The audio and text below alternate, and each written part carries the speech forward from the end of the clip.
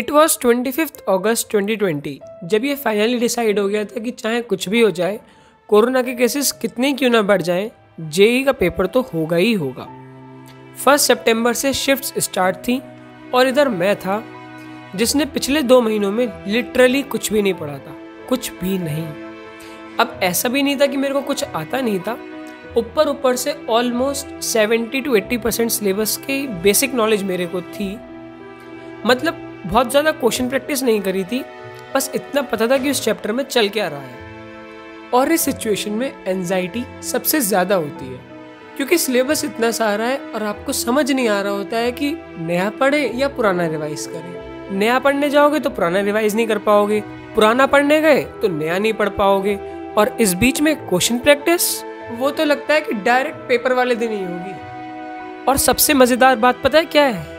Maximum बच्चे इसी category में आते हैं। मैं भी इसी कैटेगरी में था और जहाँ एग्ज़ाम से 10 दिन पहले मुझे कुछ भी समझ नहीं आ रहा था कि क्या करूँ, कैसे करूँ।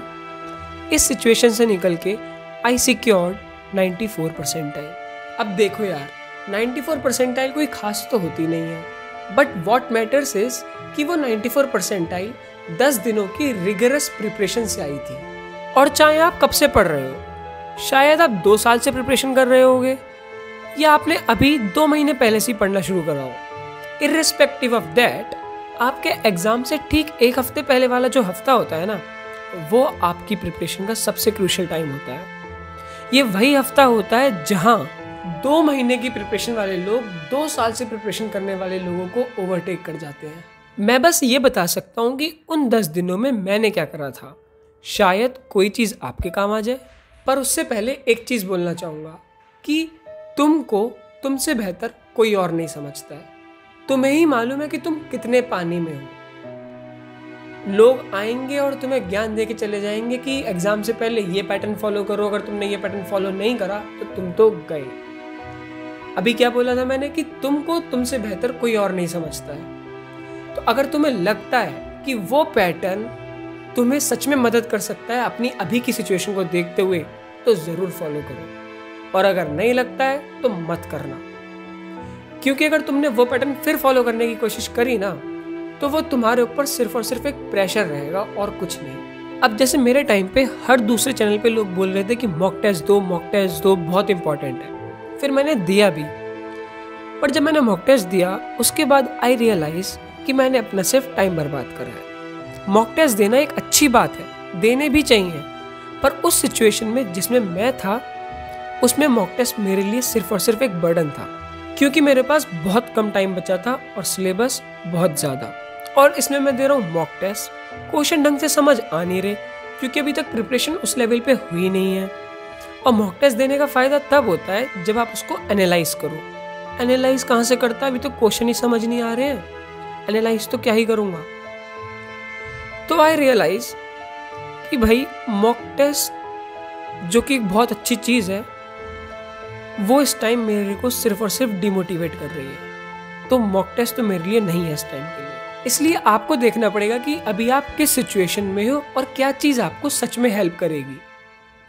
लोग आएंगे और ज़बरदस्ती की एडवाइस, ज्ञान दे के चले जाएंगे, लेकिन वो एडवाइस, वो ज्ञान आपको लेना है या नहीं, वो आपको देखना है। क्योंकि टाइम बहुत कम बचा है, शायद सिर्फ 7-8 दिन बचे हैं, पर लेकिन ये दिन भी बहुत हैं एक अच्छी परसेंटाइल लाने के लिए। मैं सिर्फ अपना एक्सपीरियंस शेयर करूंगा कि मैंने क्या करा था उस हफ्ते 10 दिन में। अगर उसमें से आपको कुछ भी ऐसा लगता है कि कुछ चीज़ आपके काम आ सकती है तो उसे रख लेना, वरना जाने देना। जो सबसे पहली चीज़ थी और जो मेरे को लगता है कि सबसे अच्छी मैंने करी थी, वो ये था कि अपने फ़ोन को डू नॉट डिस्टर्ब पे डाल के बैग के अंदर बंद कर दिया था। बस जब बहुत ज़्यादा ज़रूरत पड़ती थी, जैसे कोई क्वेश्चन समझ में ही नहीं आ रहा, उसका आंसर ही नहीं मिल रहा, तो उसका कंसेप्ट समझने के लिए फ़ोन को निकाला और वापस बैग में। इससे बहुत ज़्यादा टाइम सेव हो गया था। और जो दूसरी चीज़ करी थी वो ये थी कि फिज़िक्स और मैथ्स के हर चैप्टर के सारे फॉर्मूले, अब चाहे वो चैप्टर मैंने कभी पढ़ा हो या ना पढ़ा हो, क्योंकि बहुत बार क्या होता है कि डायरेक्ट फॉर्मूला बेस्ड क्वेश्चन आ जाते हैं और एग्जाम में हमारा इतना तो दिमाग चल रहा होता है कि अगर हमें फॉर्मूला मालूम है और डायरेक्ट फॉर्मूला बेस्ड क्वेश्चन है तो हम कैसे ना कैसे करके उसका आंसर निकाल लेते हैं। तो मैंने फिजिक्स और मैथ्स के हर चैप्टर के सारे फॉर्मूले एक पेज पे लिख लिए थे। वो जब एक पेज पे सारे फॉर्मूलेज लिख लिए थे ना, उससे सच में बहुत मदद मिली थी। और साइड में chemistry, previous years plus NCERT, physics और मैथ्स में भी प्रीवियस ईयर 1 साल पहले वाले क्वेश्चंस देख रहा था, क्योंकि मेंस में कंसेप्ट रिपीट होता है। तो ऐसे करके हो गया था। और जो एक और चीज़ थी जो कि सच में जिसने बहुत मदद करी थी, वो ये थी कि जब भी लो मोमेंट्स आते थे, मैंने एक प्लेलिस्ट बना रखी थी गानों की, और जब भी लो मोमेंट्स आते थे मेरे को, तो मैं वो प्लेलिस्ट चला लेता था, तो बूस्टअप हो जाती थी एनर्जी। वो गानों की प्लेलिस्ट ने सच में मदद करी थी। तो ये थी मेरी कहानी। इसमें से अगर आपको कुछ भी रखना हो तो रख लेना, वरना जाओ यार, जितने भी दिन बचे हैं अपना 100% दो विथ कॉन्फिडेंस, और सब कुछ सही हो जाएगा।